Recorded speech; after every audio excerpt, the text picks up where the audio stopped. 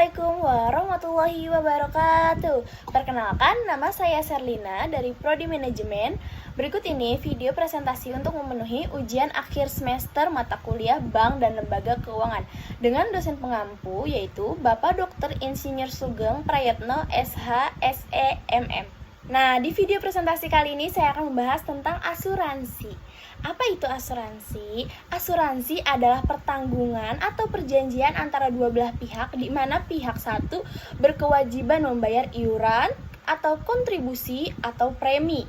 Pihak yang lainnya memiliki kewajiban memberikan jaminan sepenuhnya kepada pembayar iuran atau kontribusi atau premi apabila terjadi sesuatu yang menimpa pihak pertama atau barang miliknya sesuai dengan perjanjian yang sudah dibuat.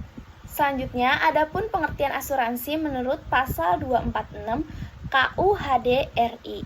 Asuransi atau pertanggungan adalah suatu perjanjian dengan mana seorang penanggung mengikatkan diri pada tertanggung dengan menerima suatu premi untuk memberi penggantian kepadanya karena suatu kerugian, kerusakan, atau kehilangan keuntungan yang diharapkan yang mungkin akan dideritanya karena suatu peristiwa yang tak tertentu. Selanjutnya yaitu ada unsur dalam asuransi.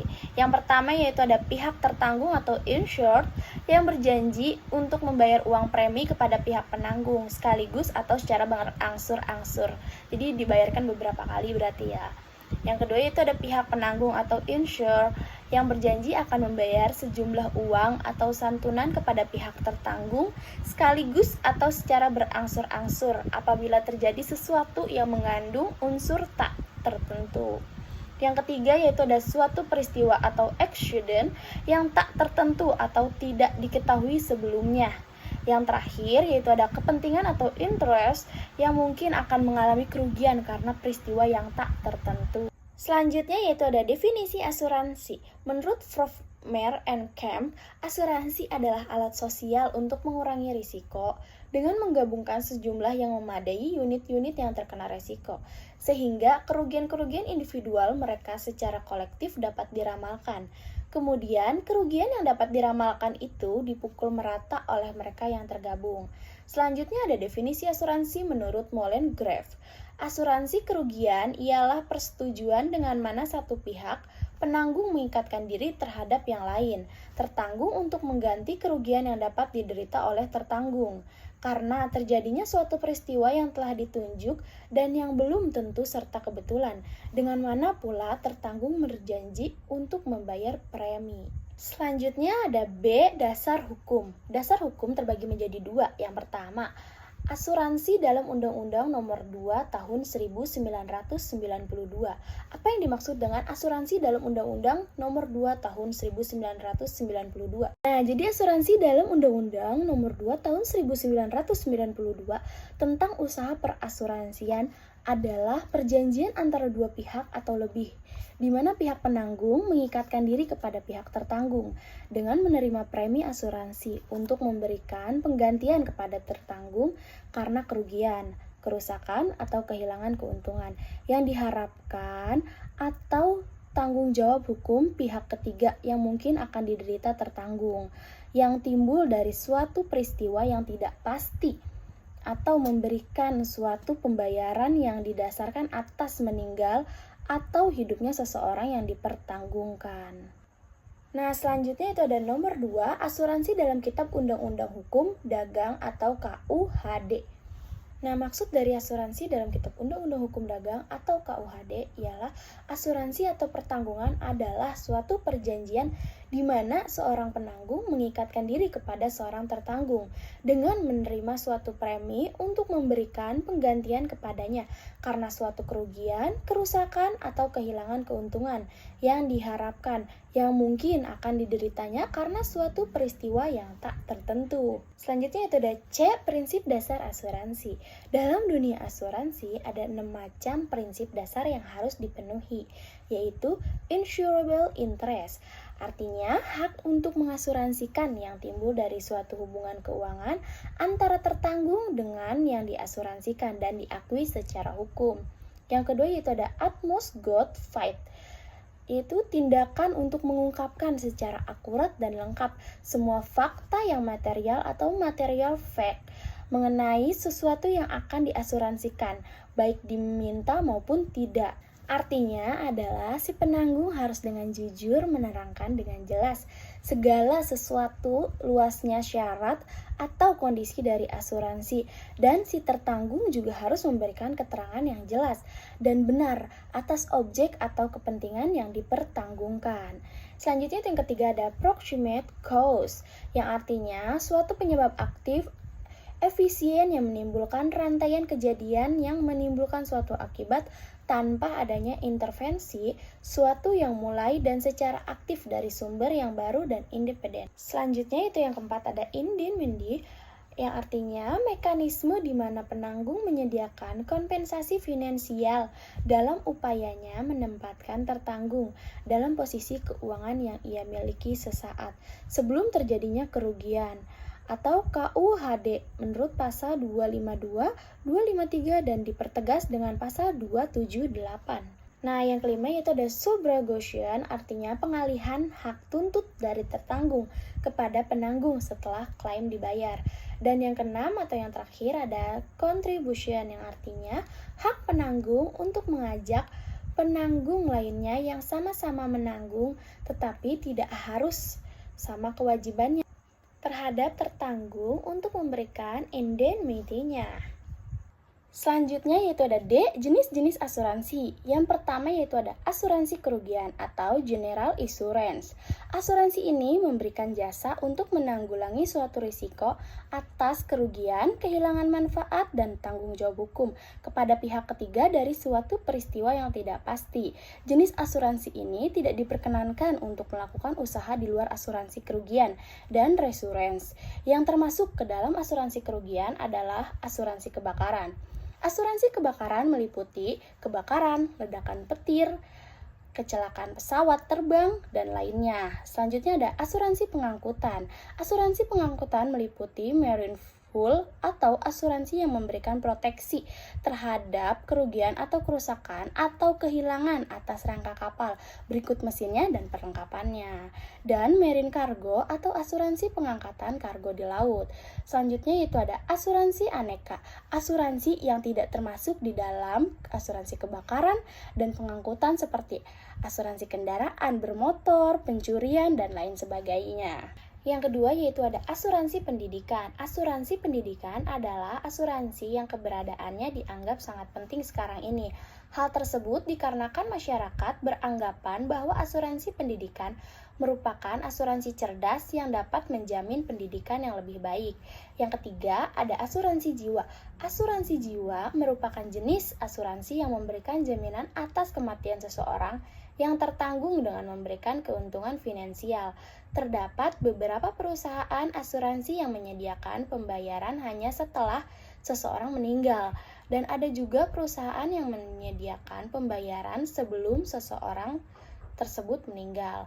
Polis-polis yang dikeluarkan oleh perusahaan-perusahaan asuransi jiwa dapat diklarifikasikan ke dalam 4 jenis, yaitu yang pertama, perlindungan asuransi murni terhadap risiko kematian.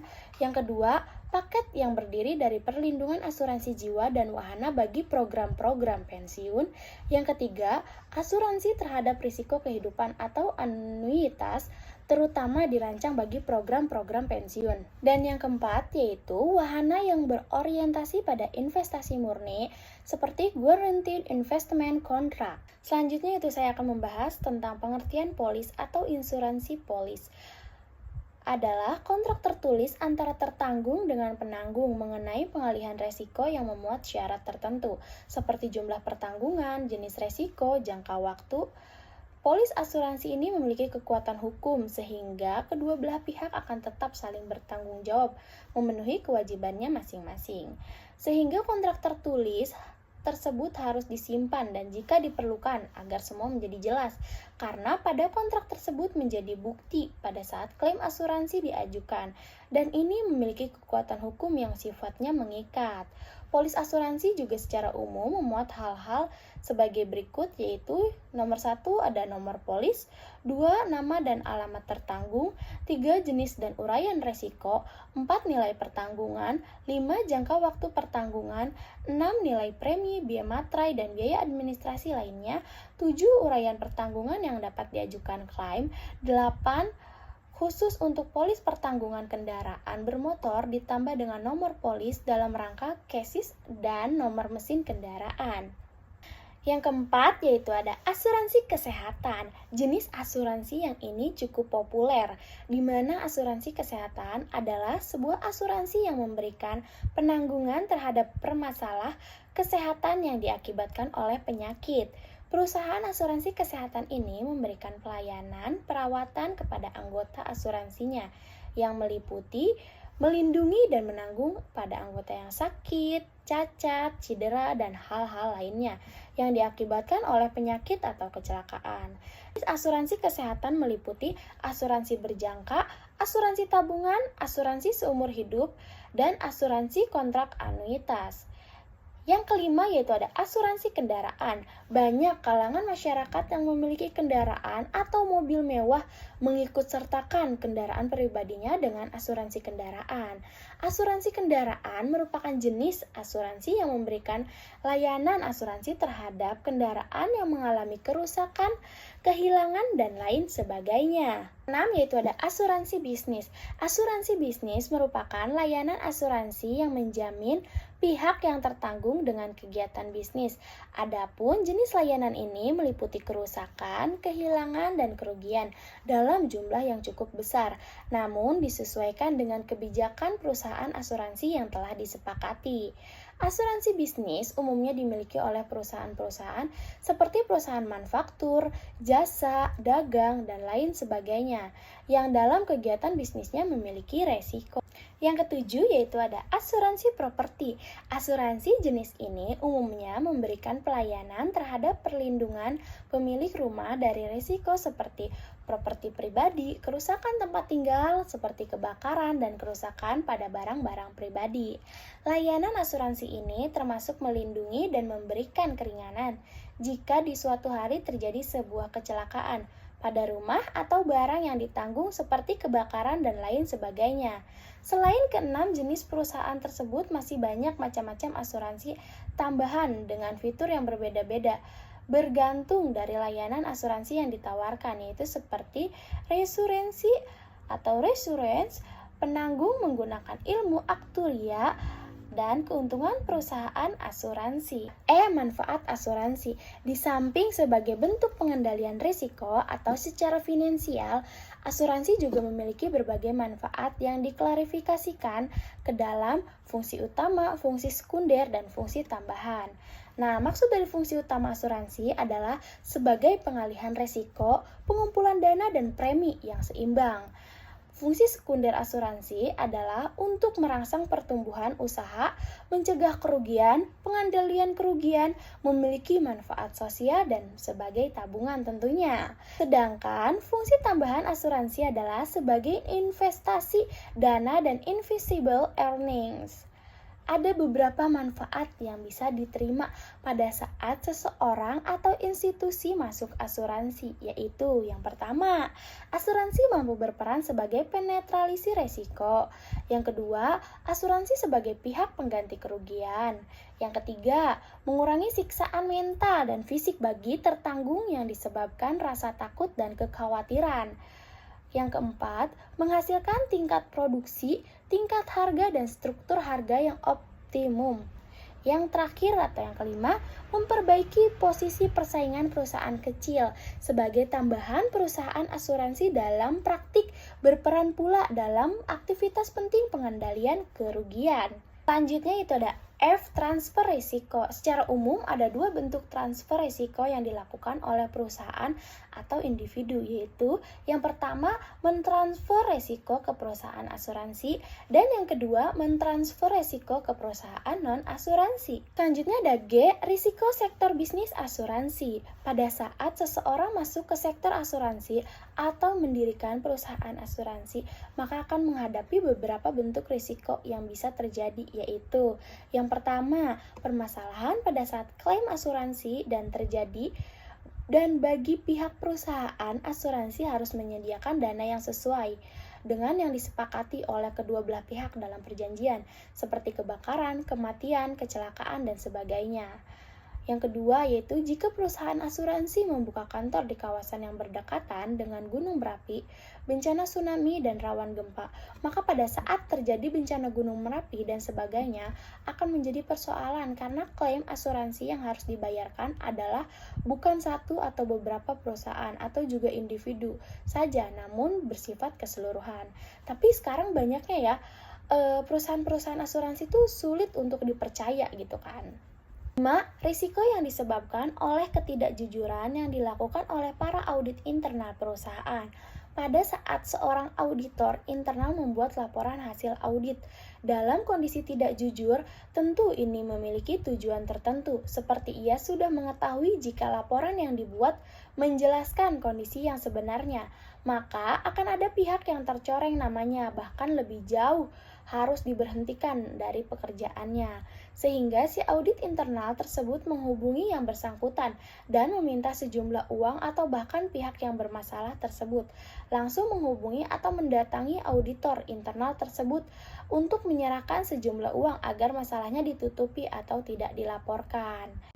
Yang keenam yaitu resiko keputusan manajemen menyangkut dengan keputusan pengalokasian dana yang tidak tepat dan tidak mampu memberikan hasil sesuai dengan yang diharapkan, sehingga seharusnya retur yang diperoleh sesuai dengan target namun ternyata di luar target, apalagi itu jauh dari yang diharapkan.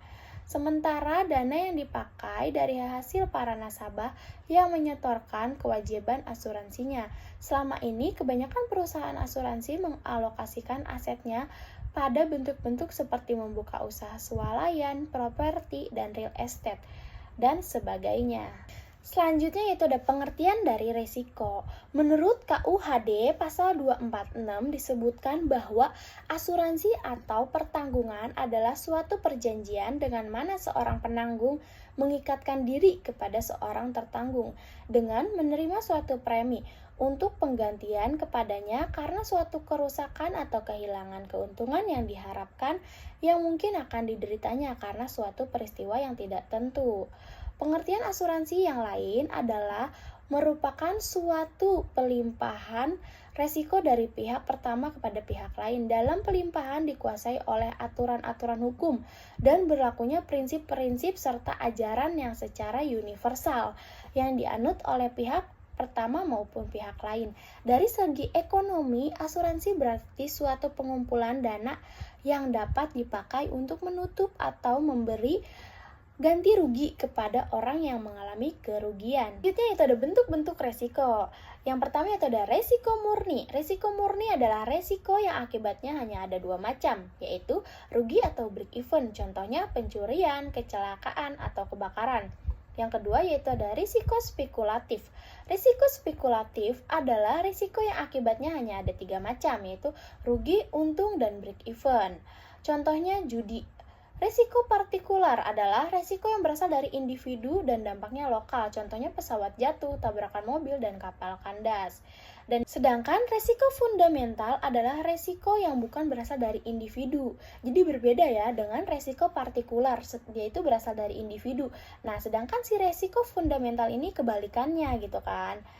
berasal dari yang bukan individu gitu, dan dampaknya juga luas, bukan yang lokal aja. Contohnya angin topan, gempa bumi, dan banjir. Selanjutnya yaitu ada H, syarat-syarat suatu risiko dapat diasuransikan. Menurut Herman Darmawi, ada 6 risiko yang dapat diasuransikan. Haruslah memenuhi syarat-syarat sebagai berikut ini. Yang pertama yaitu kerugian potensial cukup besar, tetapi probabilitasnya tidak tinggi, sehingga perusahaan asuransi dapat bekerja seekonomi mungkin, atau kelayakan ekonomis. Yang kedua yaitu probabilitas kerugian dapat diperhitungkan. Yang ketiga, terdapat sejumlah besar unit yang terbuka atau expose terhadap risiko yang sama, massal dan hegemony. Yang keempat, yaitu kerugian yang terjadi bersifat kebetulan atau fortuitous. Yang kelima, yaitu kerugian tertentu atau definitive. Yang keenam, yaitu bukan risiko katastrof atau bencana besar dan serentak. Tadi kita sudah bahas menurut Herman Darmawi syarat risiko dapat diasuransikan. Adapun sekarang menurut Seno Djojo Sedarso bahwa dari sudut pandang atau kepentingan perusahaan asuransi ada beberapa persyaratan agar suatu risiko dapat diasuransikan, yaitu yang pertama, jumlah objek pertanggungjawaban harus memenuhi syarat baik kuantitas maupun kualitasnya, agar diperhitungkan besarnya kemungkinan kerugian yang seimbang, yaitu kerugian yang terjadi harus secara kebetulan dan bersifat tidak disengaja. Yang ketiga, kerugian bila terjadi harus dapat ditentukan dan diukur. Yang keempat, kerugian tidak berkenan dengan hal-hal yang keadaannya sangat membahayakan atau merupakan bencana besar.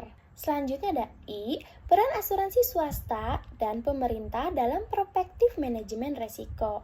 Di swasta, yaitu perusahaan asuransi memiliki modal yang lebih terbatas gitu kan. Yang kedua, perusahaan asuransi swasta bertanggung jawab kepada pemilik modal atau komisaris perusahaan dan bekerja untuk memberikan keuntungan yang maksimal kepada pemilik modal. Yang ketiga, yaitu perusahaan asuransi swasta menawarkan berbagai tawaran untuk bisa diasuransikan seperti asuransi jiwa, kesehatan, kehilangan benda, kebakaran, dan sebagainya. Nah, untuk di pemerintah, yaitu perusahaan asuransi pemerintah itu memiliki modal yang lebih besar dibandingkan yang swasta. Yang kedua, perusahaan asuransi pemerintah bertanggung jawab kepada pemerintah, di mana secara berkala selalu diaudit oleh lembaga yang ditunjuk pemerintah dan melaporkan hasil auditnya kepada pemerintah, serta selanjutnya diumumkan kepada publik sebagai bentuk wujud konsep tata kelola pemerintah yang baik. Yang ketiga yaitu perusahaan asuransi pemerintah juga menawarkan berbagai tawaran untuk bisa diasuransikan seperti asuransi jiwa, kesehatan, kehilangan benda, kebakaran, dan sebagainya. Itu ada J, perbedaan manajemen risiko dan asuransi. Manajemen risiko. 1. Manajemen risiko suatu ilmu yang diajarkan dan dikaji, dianalisis, dan dijadikan sebagai salah satu mata pelajaran yang diajarkan di berbagai sekolah, khususnya universitas. Kedua, pelaksanaan programnya menghendaki adanya kerjasama dengan sejumlah individu dan bagian-bagian dari perusahaan. Yang ketiga, keputusan manajemen risiko mempunyai pengaruh yang lebih luas atau besar terhadap operasi perusahaan, berbeda dengan asuransi. Yang pertama, asuransi sebuah perusahaan yang didirikan dengan kepemilikan struktur organisasi di mana di sana terdapat komisaris dan manajemen perusahaan dengan orientasi utama perusahaan memperoleh profit yang maksimal dan bersifat kontinuitas atau berkelanjutan. Yang kedua yaitu melibatkan jumlah orang dan kegiatan-kegiatan yang lebih kecil. Yang ketiga yaitu keputusan di bidang asuransi mempunyai pengaruh yang lebih luas, jadi sangat beda ya dengan manajemen risiko. Itulah perbedaan antara manajemen risiko dengan asuransi. Selanjutnya ada K, kondisi yang memungkinkan berkembangnya usaha asuransi. Menurut Seno Djojo Sedarso, ada beberapa kondisi yang memungkinkan berkembangnya usaha asuransi. Kondisi tersebut antara lain A. Sistem ekonomi masyarakat berbentuk sistem perekonomian bebas. B. Masyarakatnya sudah sangat maju dan merupakan masyarakat industri. C. Peraturan perundang-undangan sudah terorganisasi dengan baik, diterapkan secara fair, dan sudah diketahui oleh masyarakat secara luas. Jadi dengan kata lain, kondisi suatu negara yang cenderung stabil dan aman dilihat dari berbagai aspek sosial politik, keamanan, ekonomi, dan dukungan budaya, menyebabkan perusahaan asuransi dengan mudah bisa berkembang. Namun, dengan tidak adanya kondisi yang stabil seperti itu, maka memungkinkan perusahaan asuransi menjadi sulit untuk bisa berkembang. Karena itu, pemerintah berkewajiban untuk menjaga agar iklim stabilitas tersebut bisa berlangsung secara terus-menerus sehingga meyakinkan berbagai perusahaan asuransi untuk masuk ke suatu wilayah. Pembahasan yang terakhir yaitu penolakan asuransi. Beberapa orang menganggap asuransi sebagai suatu bentuk taruhan yang berlaku selama periode kebijakan.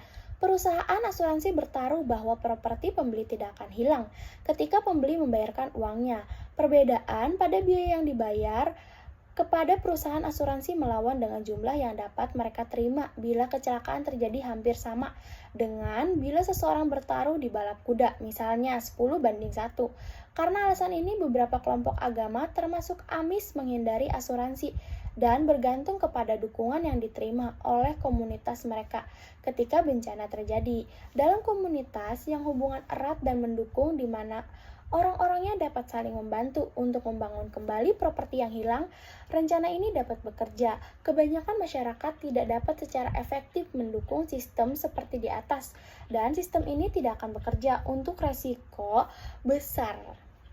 Sekian pembahasan dari saya, kurang lebihnya mohon maaf. Wassalamualaikum warahmatullahi wabarakatuh.